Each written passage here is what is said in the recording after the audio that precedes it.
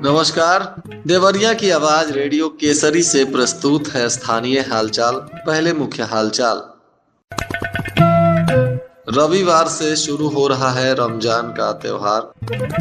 होली को लेकर प्रशासन हो गया है अलर्ट। गेहूं की खरीदारी हो गई है शुरू और जन्म प्रमाण पत्र के 2000 से अधिक मामले हैं लंबित। 45 मिनट बाद जाग उठा मुर्दा। स्थानीय हालचाल के इस अंक के साथ मैं निकेत मिश्र। अब हालचाल विस्तार से। इस्लामी तारीख का सबसे खास महीना मुकद्दस रमजान रविवार से शुरू हो रहा है। यह महीना मुस्लिम भाइयों के लिए सबसे अफजल, बरकत और रहमत वाला महीना बताया जाता है। अल्लाह के बंदे दिन भर बिना खाना खाए पिए रोजा रख इबादत में मशगूल रहते हैं। 3 हिस्से में बटे रमजान में मुस्लिम भाई अपनी इबादत से अल्लाह ताला की रहमत बरकत बटोरते हैं और अपनी निजात तलब करते हैं।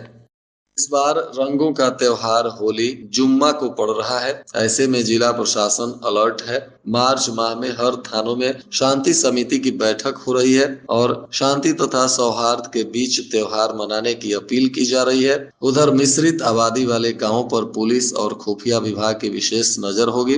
रंगों के त्योहार होली का लोगों को बेसब्री से इंतजार रहता है। इस दिन लोग रंग खेलते हैं और एक दूसरे से गले मिलकर बधाई देते हैं। बाहर रहने वाले लोग अपने घरों में आते जाते हैं।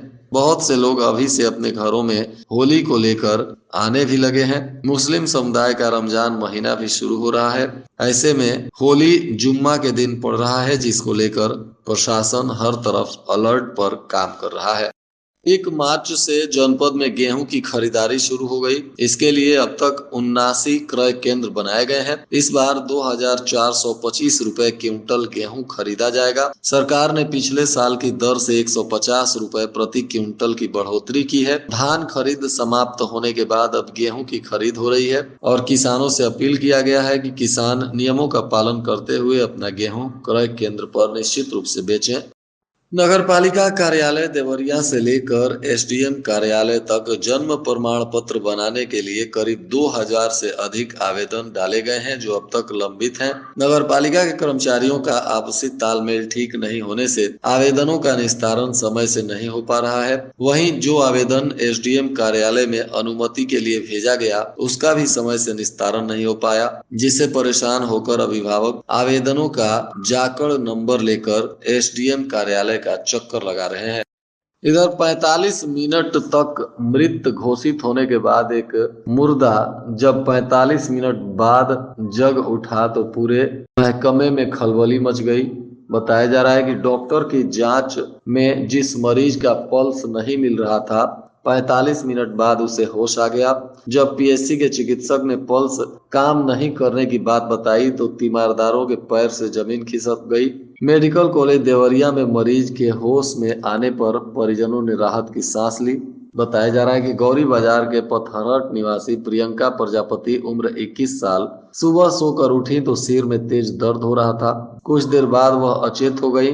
उनके पिता तबीयत बिगड़ने पर डॉक्टर से इंजेक्शन लगाने के साथ ही दवा दिलवाए, जिसके बाद सुधार नहीं होने पर सीएचसी लेकर पहुंचे।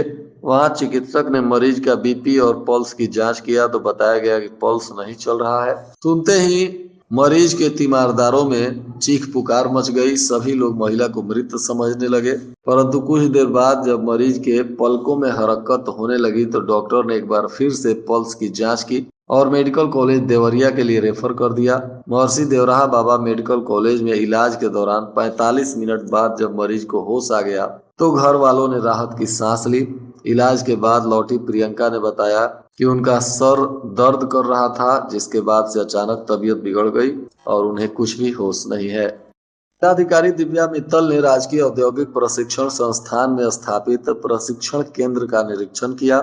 इस दौरान उन्होंने केंद्र में उपलब्ध उपकरणों की स्थिति की समीक्षा की और छात्रों से संवाद कर उनकी पढ़ाई और प्रशिक्षण की जानकारी ली।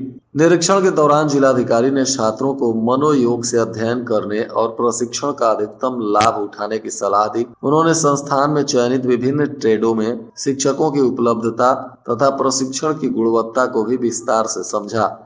उत्तर प्रदेश माध्यमिक शिक्षा परिषद की परीक्षा में एक परीक्षार्थी जब 11 बजे परीक्षा केंद्र पहुंची तो बताया जा रहा है कि विलंब से पहुंचने पर उसे परीक्षा में नहीं बैठने दिया गया और दोनों पालियों में कुल 506 परीक्षार्थी इसी तरह से अनुपस्थित पाए गए।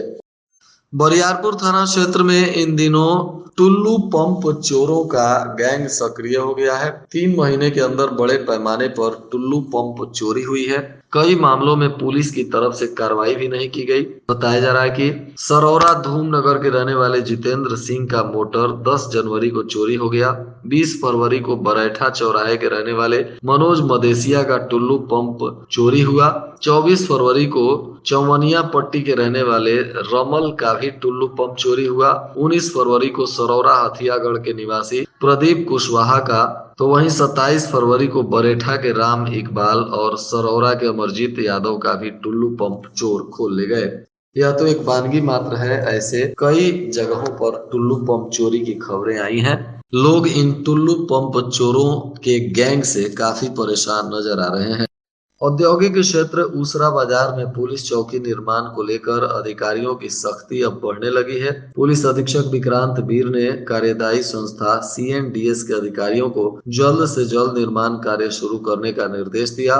उन्होंने यह भी कहा कि अगर भूमि औद्योगिक क्षेत्र में कम है तो पुलिस चौकी को मल्टी स्टोरी ही बना दिया जाए, लेकिन जल्द से जल्द इस कार्य को पूरा करें। जिले में कानून व्यवस्था बेहतर करने के लिए 36 पुलिस चौकियां खोली गई हैं। इनमें से आधा दर्जन पुलिस चौकियों को शासन स्तर से मंजूरी मिली है। इसमें सलेमपुर कोतवाली में चल रही महिला रिपोर्टिंग पुलिस चौकी, लार की खरवनिया पुलिस चौकी, सलेमपुर की मझौली राज, सुरौली थाने की उसरा बाजार पुलिस चौकी और तरकुलवा की गढ़रामपुर और मैल की देवराहा बाबा पुलिस चौकी का नाम शामिल है।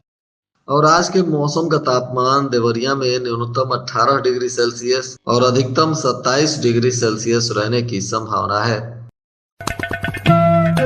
अंत में मुख्य हालचाल एक बार फिर। रविवार से शुरू हो रहा है रमजान का त्योहार। होली को लेकर प्रशासन हो गया है अलर्ट। गेहूं की खरीदारी हो गई है शुरू और जन्म प्रमाण पत्र के 2000 से अधिक मामले हैं लंबित।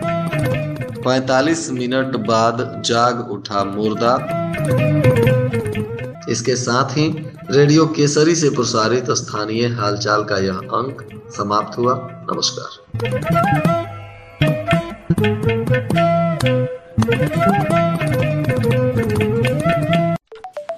रवि जी, मैं SHO Subhash Chatnis Bandra police station Mumbai से बात कर रहा हूँ। आपका बेटा रोहित यहीं हॉस्टल में पढ़ता है? जी सर। वो अपने दोस्तों के साथ ड्रग्स लेते हुए पकड़ा गया है।